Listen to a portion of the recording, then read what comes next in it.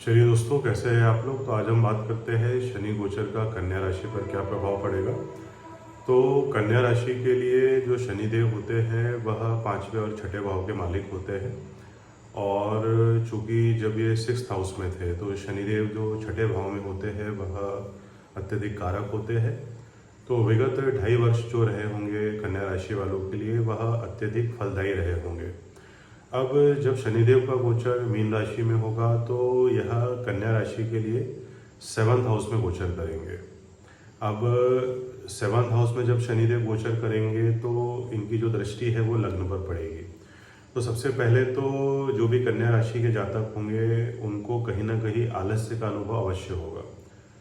तो आपको आपकी जो आलस्य है उसका त्याग करना है, क्योंकि ये एक नेचुरल फिनोमिनन है कि शनिदेव की दृष्टि जब भी लग्न पर पड़ती है तो व्यक्ति थोड़ा सा आलस्य का अनुभव करता है।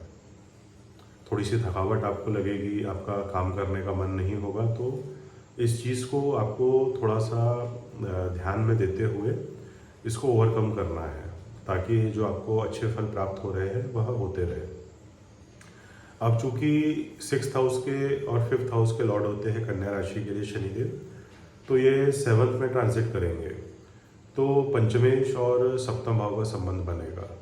तो कन्या राशि के जो भी जातक है जो प्रेम विवाह करने के लिए उनकी कोई प्रेमी होगी या प्रेमिका होगा और यदि वह प्रयासरत होंगे तो यह अच्छा समय है।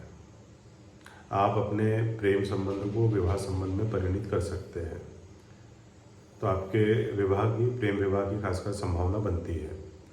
अब जो लोग विवाहित हैं, अब उनके लिए एक बात मैं आपको बता दूं कि 6th हाउस के लॉर्ड होकर शनिदेव 7th हाउस में गए हैं। तो आपकी जो भी धर्म पत्नी है या पति है, आपको उनकी हेल्थ का ख्याल रखना है, क्योंकि छठा भाव रोग ऋण रिपु शत्रु का होता है। तो हेल्थ से रिलेटेड जो प्रॉब्लम है वह आपके पति या पत्नी को जा सकते हैं। तो हेल्थ का विशेष ख्याल रखें। अब आप ये देख सकते हैं कि जब शनिदेव की दृष्टि लग्न पर पड़ेगी तो जो व्यक्ति होगा, जैसा हमने डिस्कस किया है कि थोड़ा सा आलस्य पूर्ण स्वभाव हो जाएगा। तो इस स्वभाव की वजह से आप अपना जो डिसिप्लिन है उसे कहीं ना कहीं फॉलो नहीं कर पाएंगे। आपको ये बात का भी ध्यान रखना है कि आपको आपका जो डिसिप्लिन है उसको फॉलो करते हुए चलना है। जो गति आपकी बनी हुई थी जब शनिदेव 6th हाउस में थे, वह गति आपको मेंटेन करने के लिए आपकी लाइफ में बिल्कुल आपकी आलस्य का आपको त्याग करना है। अब शनिदेव की जो तीसरी दृष्टि है वह आपके 9th हाउस पर पड़ेगी। तो थोड़ा पिता की हेल्थ का ध्यान रखिए। थोड़ा आपको ऐसा लगेगा कि धार्मिक यात्राओं के अगर आपके सहयोग बनते हैं तो बिना सोचे समझे धार्मिक यात्राओं पर आप निकलिए, आपके लिए बहुत अच्छा होगा। थोड़ा सा भाग्य में आपको देरी महसूस हो सकती है, क्योंकि शनिदेव की तीसरी जो दृष्टि है वह भाग्य भाव पर पड़ रही है। तो थोड़ा सा डिले आपको ऐसा लगेगा कि आपका भाग्य आपका साथ नहीं दे रहा है, पर देर सवेर वह काम आपका जो है वह हो जाएगा अगर आप निरंतर प्रयास करते रहते हैं। क्योंकि कन्या राशि के लिए शनिदेव जो होते हैं वह एक त्रिकोण के स्वामी होते हैं और अपने 6th हाउस के स्वामी होते हैं, जहाँ पे वो कारक होते हैं। तो धार्मिक यात्राएं आपको जब भी मौका मिले अवश्य करिए। अब शनिदेव की यहाँ से जो दशम दृष्टि है वह आपके चतुर्थ भाव पर पड़ेगी। चतुर्थ भाव जो होता है वह भूमि का होता है, वाहन का होता है, सबसे इम्पोर्टेंट आपकी माता का होता है। तो शनिदेव जब भी चौथे भाव को देखते हैं और ये चंद्रमा का पक्का घर होता है, थोड़ा माता की स्वास्थ्य का ध्यान दीजिए। आप अपनी माता, आपकी जो मम्मी है, उन्हें कहिए कि थोड़ी सी हेल्थ का ध्यान रखिए अपना, वह काफ़ी बेहतर होगा। क्योंकि शनिदेव कहीं ना कहीं जब भी चतुर्थ भाव पर दृष्टि डालते हैं तो माता की हेल्थ को थोड़ा प्रभावित करते हैं। अब चूंकि यदि आप ऐसा कुछ प्लानिंग कर रहे हैं किसी प्रकार की प्रॉपर्टी लेने का, भूमि प्रॉपर्टी कोई प्लॉट लेने का, तो अच्छा समय है। आप कोई व्हीकल लेना चाहते हैं तो यह समय आपको 100% व्हीकल की या इसकी प्राप्ति अवश्य कराएगा। भूमि भवन वाहन इसकी प्राप्ति के योग बनते हैं आपके भीतर में, आपकी कुंडली के अंदर। तो अच्छा समय है, आप ये जो चीज़ें हैं वो परचेस करिए, आपके लिए बहुत अच्छा होगा। अब रेमेडीज़ के रूप में अगर हम बातचीत करें तो सबसे इम्पॉर्टेंट है कि आपको आपके आलस्य का त्याग करना है। शनिदेव की जो दृष्टि है वह लग्न पर जाएगी तो थोड़ा आलसी आप महसूस करेंगे। तो थोड़ा सा अपने आप को एक्टिव रखिए, योग और प्राणायाम करिए, आपके लिए बहुत बेहतर होगा। और यदि आप कुछ नहीं कर सकते तो थोड़ा सा वॉक करिए। कालपुरुष की कुंडली में जो शनिदेव होते हैं वो 7वें घर में उच्च के कहे जाते हैं, और 7वां जो भाव होता है वह मारक भी होता है। तो थोड़ा सा यदि आपको अच्छे परिणाम प्राप्त करने हैं तो शनिदेव की जो बेसिक गणित होते हैं, कर्म फलदाता जो कहते हैं, आपको कर्म में किसी भी प्रकार का एक तरीके से आप कह सकते हैं कि आपको आपके कर्म के प्रति बिल्कुल प्रतिबद्ध रहना है, तभी आपको जो अच्छे परिणाम हैं वह प्राप्त हो सकते हैं। हनुमान चालीसा का पाठ अवश्य करें आप। यदि आप की कुंडली में शनिदेव की स्थिति अच्छी जगह पर विराजमान है तो आप नीलम रत्न धारण करें, और साथ में चूँकि आपकी कन्या राशि बनती है और बुध यदि अच्छी जगह पे प्लेसमेंट है आपके लग्न चार्ट में तो आप पन्ना रत्न धारण कर सकते हैं, आपके लिए बहुत बेहतर होगा ये। क्योंकि जो राजयोग फलित होते हैं कुंडली में उसके लिए आपके लग्नेश का बलि होना अत्यंत आवश्यक होता है। तो ये छोटे मोटे उपाय जो है यदि आप ये करते हुए चलते हैं और डिसिप्लिन से रहते हैं तो शनिदेव का यह जो गोचर है आलस्य को त्याग करने के बाद में आपके लिए ठीक हो सकता है, अच्छा रह सकता है।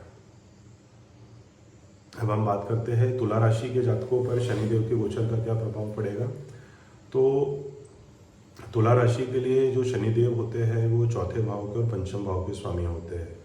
शुक्र की राशि होती है तुला राशि, जहाँ पर शनिदेव उच्च के होते हैं, तो ये कारक ग्रह है तुला राशि के लिए।